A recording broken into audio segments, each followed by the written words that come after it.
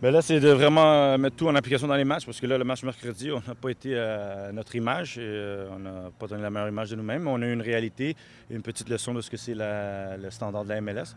Et là, c'est de le mettre en application samedi, d'aller chercher exactement tout ce qu'on a travaillé là, qui est le pressing puis autre chose, avoir du succès des résultats, mais surtout de savoir qu'on est confiant dans ce qu'on a travaillé, amélioré cette année, pour que quand on commence le 4 mars, bien, on n'a pas de doute et on n'a pas de questionnement sur ce qu'on doit faire et puis qu'on arrive à Saint-Nosé en pleine confiance. Je pense que c'est tout simplement une facette à travailler, c'est juste travailler tout ensemble pour être collectivement sur la même page lorsqu'on veut le faire, pour qu'à un moment donné, bien, c'est un enchaînement qui va venir où ce que les joueurs n'ont pas nécessairement tout le temps besoin de communiquer, que ça va juste venir naturellement.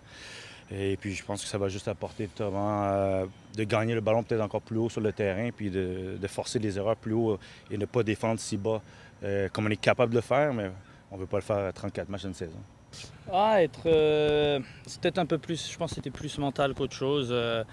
On avait voyagé la veille très tôt, on sortait de 2 journées de congé, puis c'est vrai qu'on a joué ce match-là. Et puis je pense que mentalement, on était prêts, mais on n'a pas pris la mesure du fait qu'eux, ils allaient nous rentrer dans la figure beaucoup plus que ce qu'on avait prévu. Ça a été le cas, donc voilà, c'est tout. Là, je pense que le message a été passé. Voilà, c'est arrivé là au début de cette série de 4 matchs. C'est pas très grave, c'est un fait. Et maintenant, on passe à la suite. Sans être officiel, c'est un tournoi, donc on joue pour le gagner et on a 3 matchs devant nous. Et voilà, c'est de monter en puissance. Au-delà du résultat, c'est sûr. Bon, voilà, on joue toujours pour gagner, mais c'est sûr qu'au-delà du résultat, on cherche à trouver certains automatismes dans la construction du jeu et aussi défensivement. Il y a un paquet de choses qu'on a travaillé et on veut que ces choses-là, ce soit du limite, j'ai envie de dire, il n'y a pas besoin de le dire sur le terrain, quoi. Malgré le fait que la communication est importante, mais que ce soit des choses plus ou moins entendues pour tout le monde.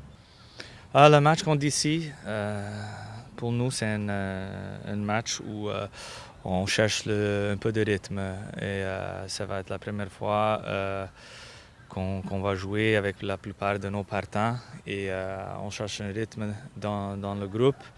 De s'exprimer au niveau du ballon, de qu'est-ce qu'on a travaillé sur et aussi de mettre en place certaines choses qu'on a travaillé dessus au niveau défensif.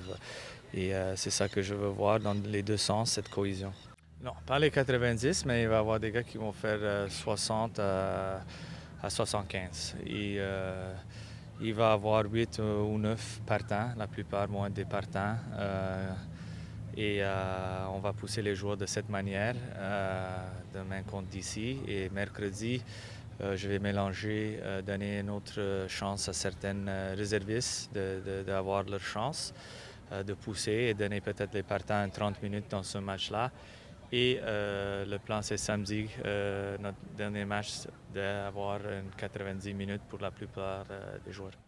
Quand on a des jeunes qui peut-être ne sont pas encore prêts et qui ont besoin de jouer et ont besoin d'avoir peut-être une autre année dans un environnement professionnel qui vont leur aider dans leur développement. Et puis après, on peut les réinviter à le camp d'entraînement l'année prochaine.